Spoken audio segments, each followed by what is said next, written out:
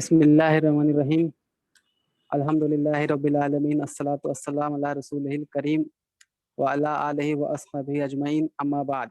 व मन अहसनु क़ौलन मिम्मन दअा इलल्लाहि व क़ाला इन्ननी मिनल मुस्लिमीन।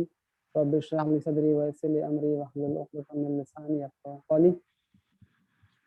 First of all, I would like to greet all of you with the greetings of Islam. Assalamu alaikum wa rahmatullahi wa barakatuh. May peace, mercy, and blessings of Allah subhanahu wa ta'ala be upon you all. My dear viewers, I welcome you all of you to today's program session. जैसे कि आज का हमारा topic है how to raise a child in today's time. क्योंकि child जो हैं, बच्चे जो हैं, हमारे एक उम्मत के लिए, फ्यूचर के लिए हमारे एसेट्स होते हैं। इसलिए ये टॉपिक डिस्कस करना बहुत ज़रूरी था कि how to raise a child, बच्चों की तरबियत कैसी की जाए, उन्हें बड़ा कैसे किया जाए ताकि वो फ्यूचर में बड़े हो करके अपनी कौम के लिए और पूरी इंसानियत के लिए कुछ कंट्रीब्यूट करने वाले बने। वो कुछ हमें उनके ज़रिए से वो कुछ इंसानियत को नफ़ा पहुंचा के जाने वाले बने। तो ये हमारा जो टॉपिक है, इसके लिए हमारे साथ जो आज स्पीकर हैं वो है अंसारी जाहिद साहब। तो मैं ज़्यादा वक्त नहीं लेते हुए उनको दावत दूंगा कि वो आएँ और अपनी बातें हमारे सामने रखें। तो आपके सामने हाजिर है अंसारी जाहिद साहब।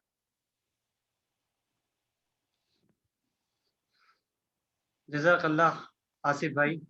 अस्सलामु अलैकुम व रहमतुल्लाहि व बरकातहू। नहमदु व नुसल्ली अला रसूलिही करीम, अम्मा बाद। शुरू अल्लाह के नाम से जो निहायत रहम व करम वाला है।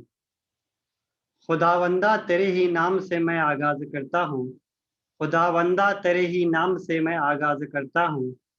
बंदा हूँ तुझी का और तुझी पर नाज करता हूँ।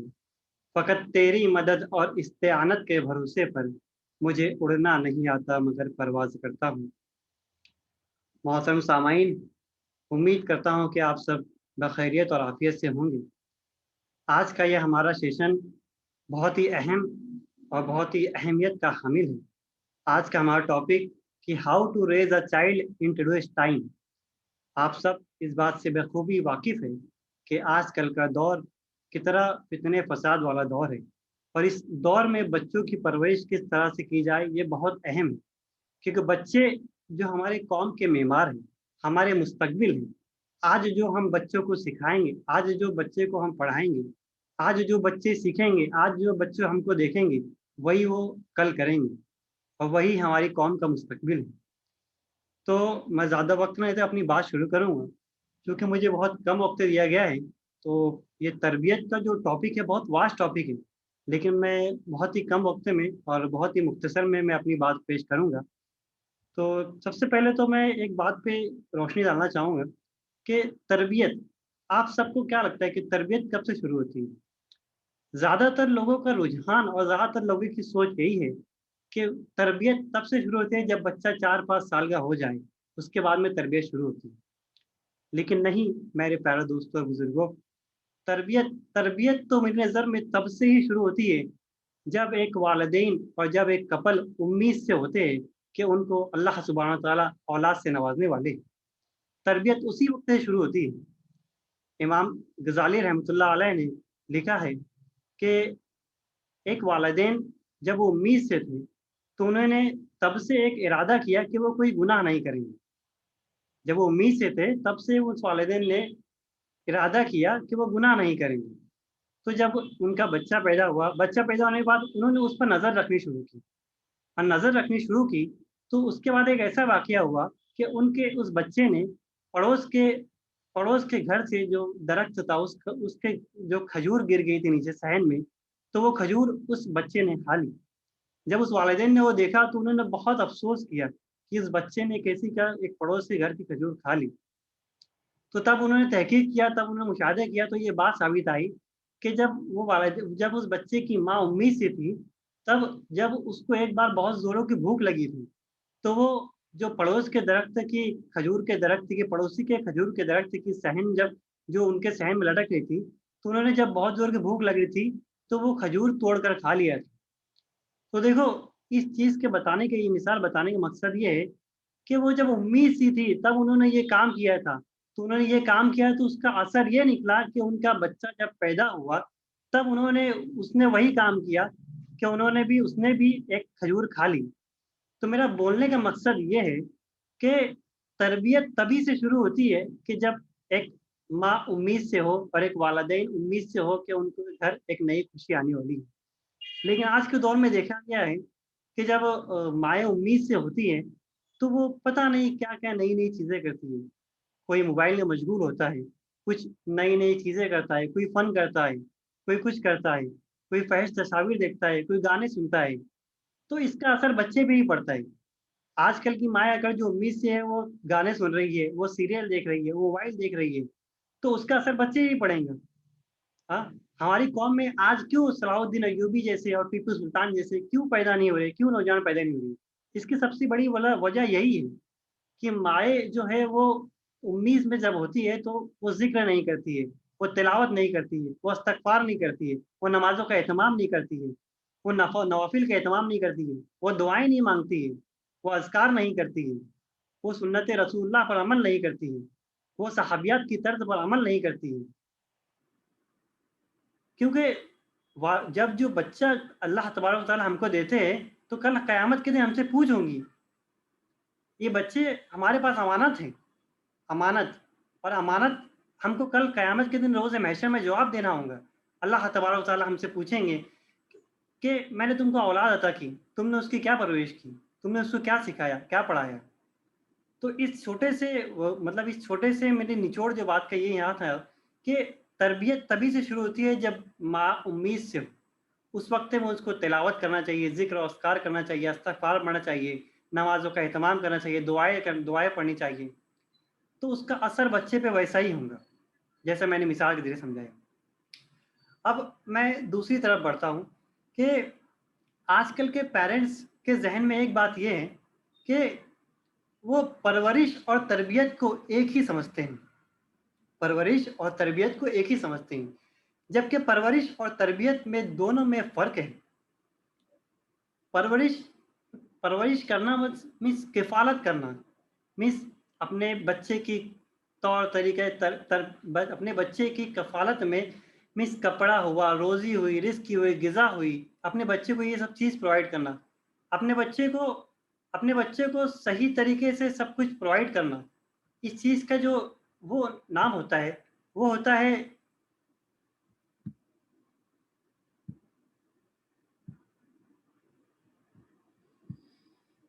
तो मैं जैसे कि आप लोगों को बता रहा था कि परवरिश और तरबियत में बहुत फ़र्क है।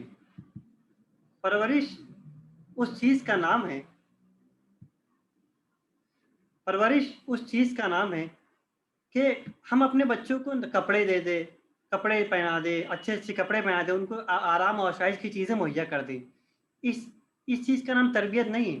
तरबियत ये बहुत अलग चीज़ है, तरबियत पूरी तरीके से अलग है। अगर मैं तरबियत के बारे में आपको बताना चाहूँ, तो तरबियत वो है कि हम बच्चों को क्या सीख दे रहे हैं, हम बच्चों को क्या बता रहे हैं, उस चीज़ का है।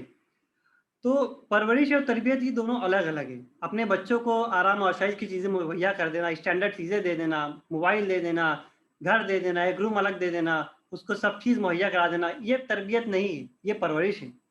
तरबियत अलग है इससे। अब मैं आगे की बात बताना चाहूँगा आपको, तो तरबियत अपने आप से शुरू होनी है। क्योंकि जब बड़ा होता है, जब पैदा होता है, तो उसका ज़हन एक कोरे कागज़ की तरह होता है। वो वही चीज़ अपने माइंड के अंदर और अपने दिमाग में वही चीज़ बैठाता है, जो वो देख रहा होता है। अब वो क्या देख रहा होता है? उसके पेरेंट्स क्या कर रहे हैं? उसके घर का माहौल कैसा है?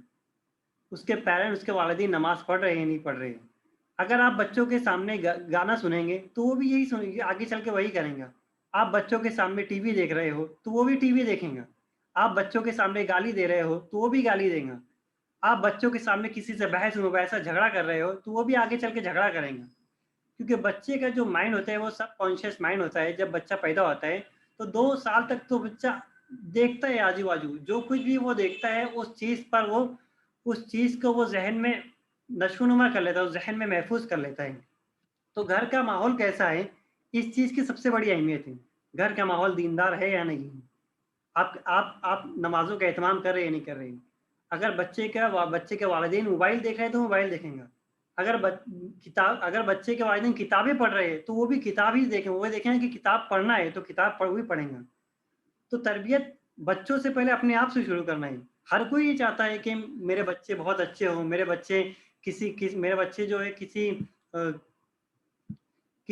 मेरे बच्चे जो है हर एक से अच्छे हो, हर एक से अच्छी सी बात करे, फर्माबरदार बने, मेरा कहना माने। लेकिन उसमें सबसे बड़ा जो एक चीज़ है कि अपने सबसे बच्चों की तरबियत से पहले हमको अपने आप को पहले बदलना होगा। अगर हम मोबाइल देखते हैं तो हमको मोबाइल को कम करना पड़ेगा। अगर हम झगड़ा करते हैं तो हमको झगड़ा कम करना पड़ेगा, ख़त्म करना पड़ेगा। तो तरबियत सबसे पहले अपने आप से शुरू करना होगी, क्योंकि घर का माहौल बहुत अहमियत देता है। अगर आप किताबें पढ़ देंगे तो बच्चा भी किताबें पढ़ेगा। तो बच्चे वो नहीं करते जो हम बच्चे को कहते हैं, बच्चे वो करते हैं जो वो देखते हैं। तो तरबियत के नाम पर हमारी अपनी और हमारे बच्चों की सारी ज़िंदगी का मसला है। तरबियत को ऐसे हल्के में नहीं लेना चाहिए। आजकल तो ये लोग ये कर रहे हैं कि तरबियत के नाम पर 2 साल जैसे होता है बच्चों का, तो बच्चों को नर्सरी स्कूल में दाखिल करवा देते हैं और बस क्या होता है कि स्कूल में दाखिल करवा दिए तो बच्चे मतलब माएँ सोचने लग जाती हैं, माँ-बाप सोचने लग जाते हैं कि हमारी ज़िम्मेदारी खत्म हो गई, अब स्कूल वाले सिखाएँगे। अरे! बच्चा सबसे करीब आपके होता है, वो स्कूल वाले क्या सिखाएँगे, क्या तरबियत देंगे आपको? तो सबसे मेन जो चीज़ है तरबियत घर से शुरू होनी चाहिए। तो मैं सबसे पहले तो 4 चीज़ें बताऊँगा।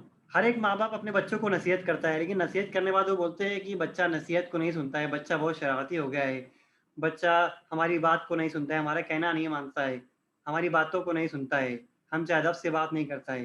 तो नसीहत बच्चों को कब करना चाहिए? तो वो 4 मौके ऐसे हैं जब बच्चों को नसीहत करनी चाहिए। सबसे पहला है कि बच्चा जब रात को सोने लगे। जब बच्चा रात को देखो ये जो 4 मौके मैं बता रहा हूँ तो इस वक़्त तो बच्चा लर्निंग मोड में होता है। इस वक़्त जब आप उसको कुछ बोलेंगे, तो वो बहुत सही अच्छे से सुनेगा और उस बात पे अमल करेंगे। लेकिन अक्सर औक़ात ये देखा गया है कि इन चारों मौकों पर जब बच्चा कुछ उन वालिदैन से पूछता है, तो वालिदैन उस बच्चे को चुप कराकर डाँट-डपट कर बैठा देते हैं। जबकि वही मौका उसको नसीहत करने का होता है। तो जब बच्चा रात को सोने लगे, तो ये पहला मौका है। दूसरा जब बच्चा खाने बैठे। तीसरा जब बच्चा बीमार हो। चौथा जब बच्चा आपके साथ गाड़ी पर बैठा हुआ हो। देखो इन चारों मौके के ऊपर जब मैंने आपके सामने रखा हूँ, तो आप खुद ब खुद इस बात का इकरार करेंगे कि हाँ, इन चारों मौकों के ऊपर बच्चा अपने आप हमसे सवाल करता है। जैसे हम बच्चे को गाड़ी पे बैठा के घुमाने लेके गए, तो बच्चा जब बाहर की चीज़ों को देखता है, पूछता है कि अब्बू ये क्या है? अम्मी ये क्या है? किसी की भी साथ जाता है, लेकिन हम उसको डाँट-डपट के चुप करा के बैठा देते हैं। जबकि यही वो वक़्त होता है कि वो लर्निंग मोड में होता है। इस वक़्त आप उसको जो नसीहत दोगे, जो चीज़ सिखाओगे, वो चीज़ वो अमल करेगा। जब बच्चा खाने बैठे हो तब भी वो सवालात करता है, तो उन सवालात का हमको जवाब देने चाहिए। जब बच्चा बीमार हो, तो बीमार बीमार होता है तब भी वो सवालात करता है, तब भी वो लर्निंग मोड में होता है, तो उस वक़्त भी उसको नसीहत करनी चाहिए। सबसे मेन जो है जब बच्चा रात को सोने लगे। अब देखो रात को जब बच्चा सोता है तो अक्सर माएँ क्या करती हैं कि लोरी सुना दिए, कुछ कहानी सुना दिए, कुछ और सुना दिया, कुत्ता-बिल्ली की कुछ कहानी सुना दिए, कुछ शेर की कहानी सुना दिए। लेकिन जबकि ये वक़्त तो ऐसा है कि उसको अल्लाह और उसके रसूल की पहचान बताइए। उसके ज़हन में अल्लाह क्या है, रसूल क्या है, वो चीज़ उसको बताइए। जब बच्चा रात को वही सुनेगा, कुत्ते-बिल्ली की कहानियाँ, तो आगे चल के वही करेंगे वो। लेकिन माएँ जो होती है उनके ज़हन में तो कुछ होता ही नहीं है कि दीन की कुछ बात बताए, उनको सहाबियात के किस्से बताए, उनको जो हमारी जितनी भी गज़वा हुई है, गज़वा के बारे में बताए, हुज़ूर सल्लल्लाहु अलैहि वसल्लम की सुन्नतों के बारे में बताए, सोने के आदाब बताए। तो ये सब चीज़ें बताने लायक होती हैं। अल्लाह का नाम ले उनके सामने, जब बच्चा छोटा भी हो तो उसके सामने अल्लाह का नाम ले, तब वो सुनेगा, उसके दिल में बैठेगा, तो फिर वो आगे चल के बोलेगा। ऐसा नहीं है कि बच्चा जब 1 साल 2 साल का है तो उसको कुछ नहीं सिखाना देना चाहिए। उसके सामने ही अल्लाह और उसके रसूल का नाम लिया जाए, अज़ान पढ़ी जाए। बच्चा पैदा होता है तो अज़ान क्यों पढ़ी जाती है उसके सामने, उसके कान में? यही वजह है ना कि उसके उनके कान में सबसे पहले अल्लाह का नाम हो, अल्लाह का और उसके रसूल की नाम उसके उसके कानों में गूंजे। लेकिन आजकल देखा ये गया है कि नित नई लोरियाँ, नित नई नज़्में लगाकर मोबाइल पर बच्चों के सामने सुना दी जाती हैं। तो ये चीज़ जब आप बच्चों को यही चीज़ सुनाएँगे तो बच्चा आगे चल के भी यही चीज़ देखेगा, यही चीज़ पढ़ेगा। क्योंकि जो पहला 4 साल का जो पीरियड होता है, वो पीरियड जो होता है वो बच्चा सिर्फ़ महफ़ूज़ कर रहा होता है अपने दिमाग में, कि मुझे क्या करना है, क्या नहीं करना है। तो जब वो चीज़ें महफूज़ होके पुख्ता हो जाती है, तो वो जैसे उसकी अकल थोड़ी बढ़ती है, जब उसमें फ़हम आती है, तो वो चीज़ करने लगता है, उसको लगता है यही चीज़ सही है। तो जब हम उसको सही चीज़ बताए नहीं है, तो किस तरह से वो सही चीज़ करेंगे? तो और फिर जब एक बार ऐसा होता है कि जब हमारे बच्चे जब हमारी कहना नहीं मानते हैं, तो लोग बोलते हैं कि ये हमारी बातों की अहमियत नहीं देता, नाफ़रमानी करता है। और जब ये नाफ़रमानी करता है, तो वालिदैन उसको मार-पीट करते हैं। तो इन चारों औकात में उसको नसीहत करो, तो बच्चा बरोबर बात सुनेगा। अब मैं जैसा कि अब दूसरी एक तरफ जाऊँगा कि पैरेंटिंग की स्टाइल उसमें बहुत सारी हैं।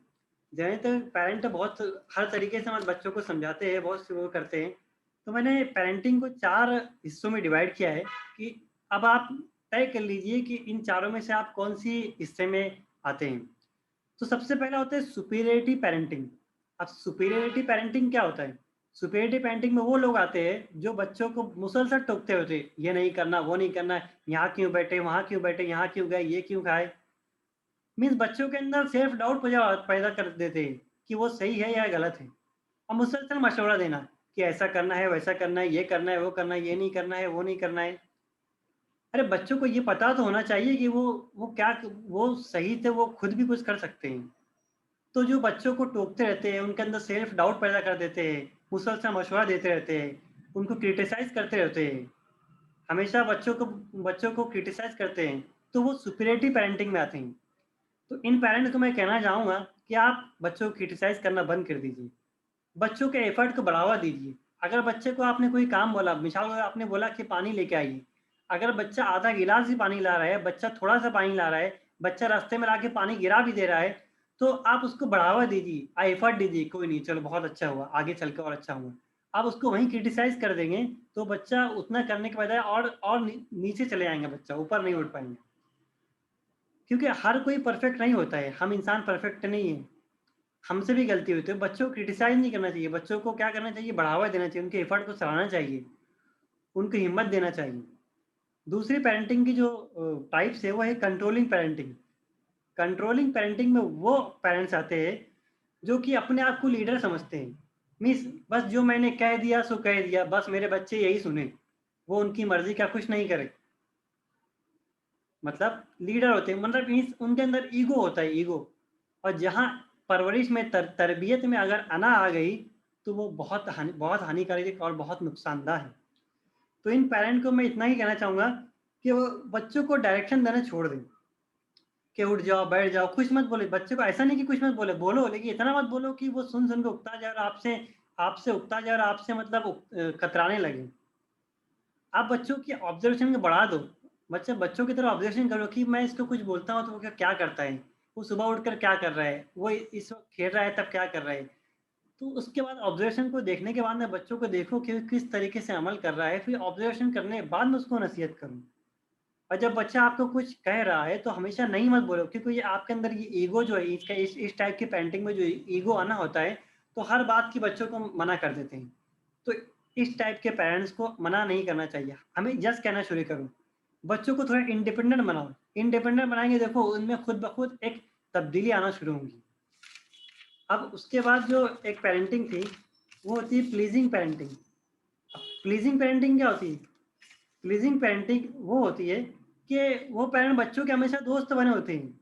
मीन्स बच्चों का हर एक कहना मानते हैं, बच्चे जो बोलते हैं वो करते हैं, हाँ ठीक है, ये ला देंगे, वो ला देंगे, ये कर देंगे, वो कर देंगे। ठीक है, ये भी, वो भी, बच्चों को मोबाइल दे देते हैं, ये कर देते हैं, वो कर देते हैं। तो ये होता है प्लीज़िंग पैरेंटिंग, जो कि बहुत नुकसान है, बहुत बड़ा नुकसान है। मीन्स बच्चों की हर बात को नहीं मानना चाहिए, प्लीज़िंग नहीं चाहिए। थोड़ा बहुत कॉन्फ्लिक्ट भी होना चाहिए कि हाँ, कौन-सी चीज़ उसके लिए सही है, कौन सी उसके लिए गलत है, ये चीज़ भी उसको पता होनी चाहिए। बच्चे और फिर क्या होता है, अचानक से जब प्लीज़िंग पेरेंट उसको कोई मना करने लगते हैं, तो बच्चे उनके बारे में बुरा सोचने लगते हैं। यहाँ तक कि माँ-बाप को बुरा-भला बोलते हैं। तो ये प्लीज़िंग पेरेंटिंग को जो ब बचपन से जब वो उसकी हर बात मानी गई है, तो जब उसकी कोई बात नहीं मानी जाएँगी, तो वो उसके ज़हन में असर होगा। इसीलिए ये प्लीज़िंग पेरेंटिंग को मैं ये कहना चाहूँगा इस टाइप के पेरेंटिंग को कि हर बात बच्चों की ना मानें। नो कहना शुरू करें। एक बाउंड्री बना दें, बच्चों को बोले कि इस बाउंड्री है, इस बाउंड्री के बाहर आपको नहीं निकलना है। हर वक़्त बच्चों के पेरेंट जो है हर वक़्त बच्चों के दोस्त नहीं हो सकते। हाँ, बच्चों को दोस्त बनना चाहिए लेकिन हर वक़्त पेरेंट बच्चों के दोस्त नहीं बन सकते। उनको सिखाने की ज़िम्मेदारी जो है वो हमारी है। चौथी टाइप से पेरेंटिंग की कि कम्फर्टिंग पेरेंटिंग। कंफर्टिंग मीन्स हाँ बस go with flow, means flow के साथ चलते हैं, जैसा चल रहा है। हाँ ठीक है, अभी बच्चा बोल दिया कि आज घूमने चले तो घूमने चले गए। ये बच्चा बोल दिया है कि पापा अब्बू हमको आज यहाँ चलना है तो वहाँ चले गए। कई बच्चा बोल दिया कि मुझे ये करना है तो वो करा दिए। तो ये कंफर्टिंग कि हाँ बच्चा जो कंफर्ट में है वो करते जाओ, तो ये भी बहुत हानिकारक है कि यहाँ चले जाएं वहाँ चले जाएं। तो जो चीज़ मैंने बताया है इसके ऊपर अमल करते रहना चाहिए। अब जो आजकल के पेरेंट का सबसे बड़ा मसला जो है कि देखने में आ रहा है कि सब लोग यही एक मीन्स बोलते रहते हैं कि बच्चे मोबाइल बहुत देखते हैं, बच्चे मोबाइल बहुत देखते हैं। तो मैं तो सबसे पहले तो देखो, इस मोबाइल की वजह से जो बच्चे जो हो रहे हैं, स्मार्ट किडनैपिंग हो रही है बच्चों की। बच्चे अगवा हो रहे हैं। अब अगवा हो रहे हैं, आप बोलेंगे किडनैपिंग किस तरह की? स्मार्ट किडनैपिंग हो रही है। हर वक्त जब बच्चे मोबाइल में लगे होते हैं, बच्चे जब कार्टून की शक्ल में फ़हश और या तस्वीर देखते हैं, कुछ उसमें क्या क्या देखते हैं कि गलती को छुपाना है, झूठ बोलना है, बिला वजह तंग करके एंजॉय करना है, कार्टून की शक्ल में ये देख रहे हैं, तो ये उनके ज़हन में सब कुछ जा रहा है। हाँ, तो इसकी वजह से क्या हो रहा है, बच्चे का ज़हन अगवा हो जा रहा है। बच्चे के ज़हन में सिर्फ वही हो रहा है जो वो देख रहा है। तो बच्चे का ज़हन क्या हो रहा है, अगवा हो रहा है। तो ये बहुत बड़ा मसला है।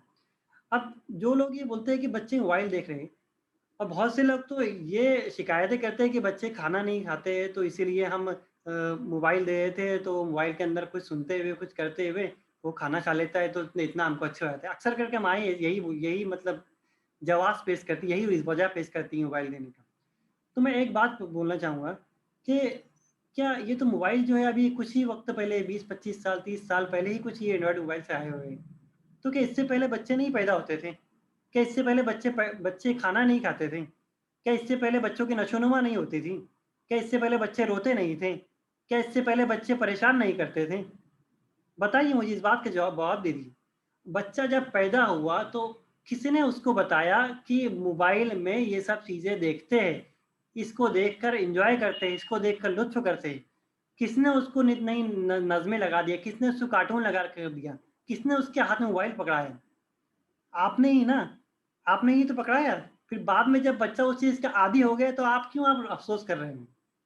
तो जब आप बच्चों को खुद ही मोबाइल दे रहे हो, इस शुरुआत में ही खुद ही आदी बना रहे हो, तो बच्चा तो वही करेगा जो आप उसको सिखा रहे हो। सबकॉन्शियस माइंड में आप इस माइंड में ये चीज़ भर दे रहे हो कि देखो बेटा, ये मोबाइल देखकर ही खाना खाया जाता है, तो वो वैसे ही खाना खाएँगे ना। तो बच्चों को मोबाइल दो ही मत ना। क्या बच्चे अभी पहली बार पैदा थोड़ी हो रहे हैं? बच्चे तो पहले से पैदा हो रहे हैं ना। मीन्स इससे पहले भी तो बच्चे पैदा होते थे, खाना खाते थे, खेलते थे, कूदते थे। आजकल के बच्चे तो दिन भर घर में रहते हैं। मीन्स बाहर के खेल तो कोई कुछ खेलते ही नहीं है। तो ये चीज़ जो थी, ये थी कि मतलब मोबाइल के इस्तेमाल जो बहुत सारे बच्चे लोग कर रहे हैं, तो ये बहुत नुकसानदाह है। अब मैं आपको एक चीज़ बताना चाहूँगा कि हर कोई परफेक्ट नहीं होता है। अब सबसे पहले तो बहुत सारी जो औलाद के परवरिश में जो चंद ज़रूरी मुझे बातें बतानी हुई थी कि औरतों की आदत ये होती है कि बच्चों को जिन, भूत, प्रेत इस सब की कहानियाँ सुनाती हैं, और जिसकी वजह से बच्चे का दिल क्या होता है, कमज़ोर हो जाता है। बच्चों को भूत और जिन से डराओगे तो वो खुद डर जाएगा, तो ये सब कहानी क्यों सुना रहे हैं? माँ को चाहिए कि बच्चों को बाप से डराती रहे। और दूसरी बात ये है कि अक्सर देखा गया है कि बच्चों को झूठ बोल के जाए जाते हैं। मीन्स कहीं माँ-बाप को कहीं बाज़ार-वाज़ार जाना है तो बोलते हैं कि हम डॉक्टर के पास जा रहे हैं, तो बच्चा डॉक्टर से डरने लगता है। और बच्चों को झूठ बोलकर भी मतलब धोखा देकर कुछ चीज़ खिलाया जाता है। मीन्स जैसे बच्चों को खाना खिलाना है तो उसको बोलते हैं कि आप ये खा लो तो हम आपको ये चीज़ देंगे, टॉफ़ी देंगे, चॉकलेट देंगे। जबकि बाद में कोई चीज़ देता नहीं है। तो बच्चा खुद ये चीज़ सीखता है कि भाई झूठ बोला जाता है, झूठ इस तरीके से बोला जाता है। तो झूठ तो आप ही सिखा रहे हो उसको झूठ बोलना। इस तरीके से बोला जाता है कि हाँ, झूठ इस तरीके से सिखाया जाता है। अब बच्चों को सिखाने वाली चीज़ें में जो है कि बच्चों को सुन्नतें सिखाइए, किसकी? प्यारे नबी की सुन्नतें बताइए। कैसे सुन्नतें बताएँगे? जब बच्चों के बाल में आप कंघी कर रहे हो, तो उसे बताइए कि प्यारे रसूलुल्लाह सल्लल्लाहु अलैहि वसल्लम की सुन्नत है कि रसूलुल्लाह सल्लल्लाहु अलैहि वसल्लम ने इरशाद फरमाया कि जिसके बाल हो तो उसे संवारना चाहिए।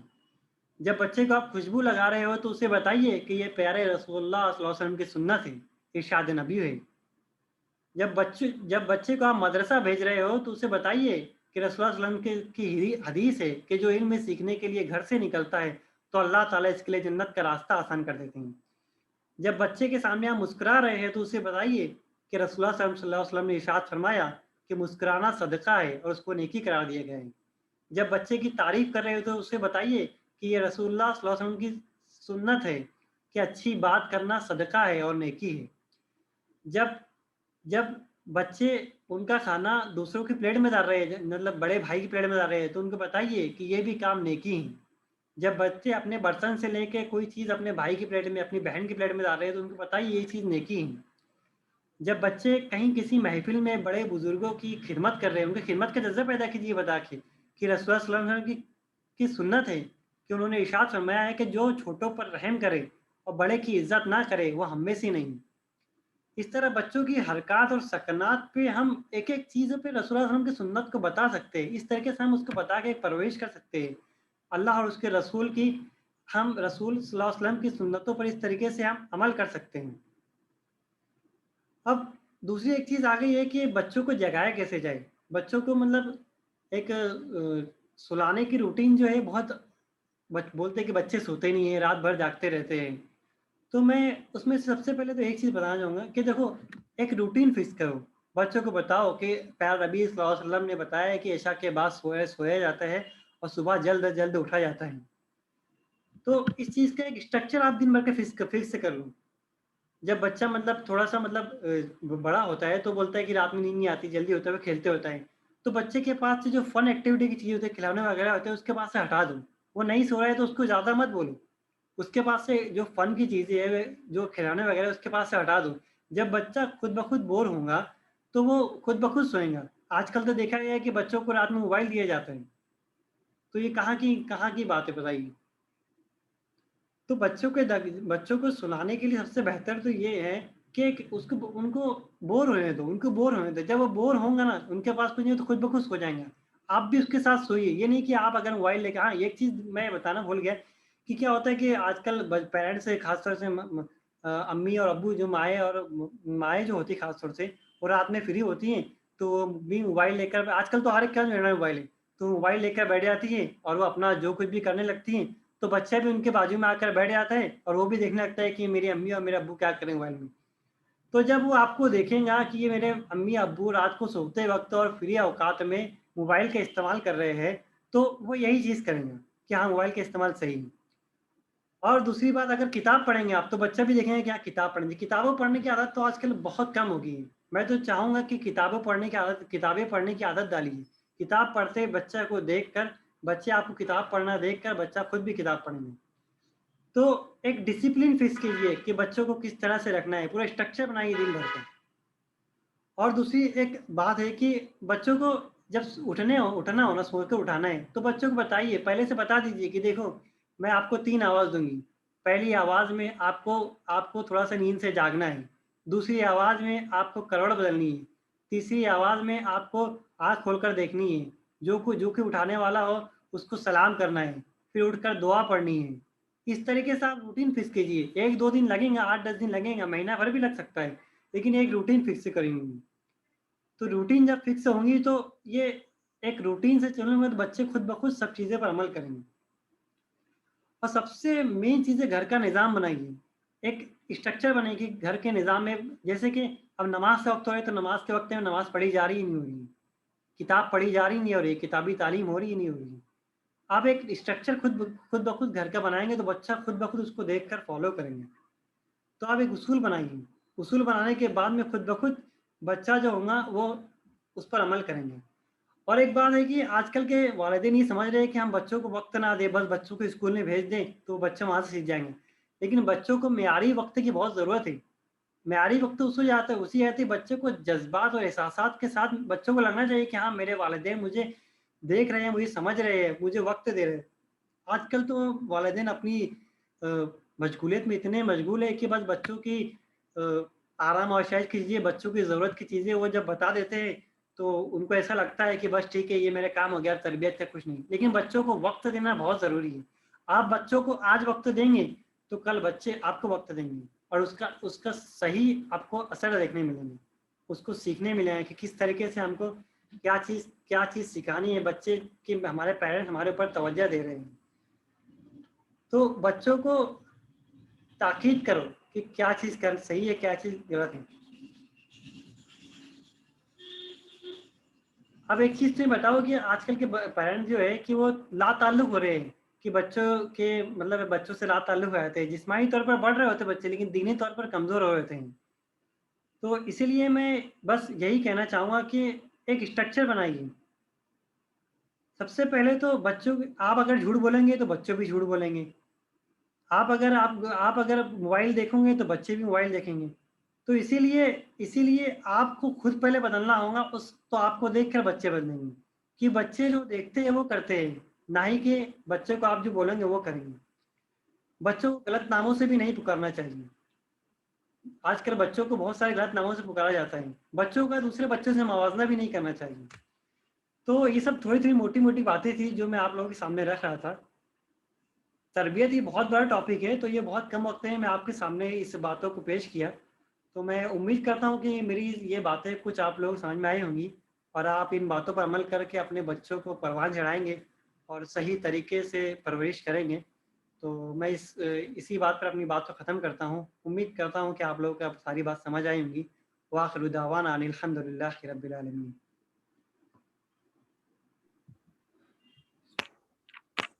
जज़ाकल्लाह साहिद भाई, हमारे साथ जुड़ने के लिए और अपनी कीमती बातें इस प्लेटफॉर्म पर शेयर करने के लिए। जैसा कि हमने अभी सुना कि पेरेंटिंग करने के लिए कैसे बच्चों की तरबियत करनी चाहिए और वो परवरिश और तरबियत में क्या डिफरेंस है, ये भी जाहिद भाई ने बताया माशाल्लाह। आज का जो हमारा टॉपिक था, तो माशाल्लाह बहुत अच्छे तरीके से जाहिद भाई ने इसको कंप्लीट किया।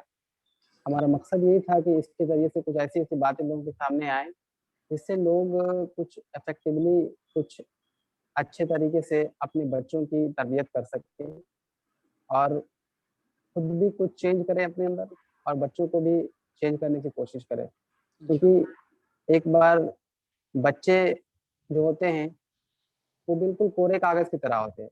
उनको जिस तरीके से, जिस माहौल में हम डाल देंगे, वो वैसे बन जाएँगे। तो हम कोशिश करें कि हम उन्हें बेहतरीन से बेहतरीन तरबियत दे सकें। तो आज का ये सेशन हम यहीं पर कंप्लीट करते हैं और आप अगली बार आप लोगों के सामने फिर हाज़िर होंगे नए वीडियो के साथ। तो जुड़े रहिए हमारे साथ इस प्लेटफ़ॉर्म पर। तब तक के लिए ठीक है, फिर मिलेंगे अगले वीडियो। अस्सलाम वालेकुम वरहमतुल्लाह।